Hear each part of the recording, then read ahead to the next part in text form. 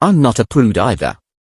I pray, O Allah, forgive me by equalizing my good deeds and bad deeds. I did not adopt any more piety and continued the conversation and started saying, my friend, tell me one thing, if this horse cries out to Allah on the day of resurrection, O Allah, Omar made me travel 16 miles to fulfill one of his wishes. Fixed, O Allah, I was an animal.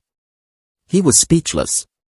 A journey of 16 miles to fulfill a wish, then tell me, how will a weak man like me answer the horse's question in front of the owner?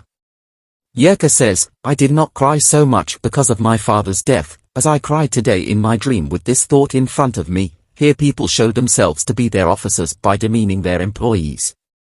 The slave started crying. Hazrat Umar Farooq said, now in this way, add a little extra fodder to the horse and distribute the fish it has brought to the poor houses of Medina and pray for your forgiveness for giving them this fish, and also pray for the forgiveness of Omar.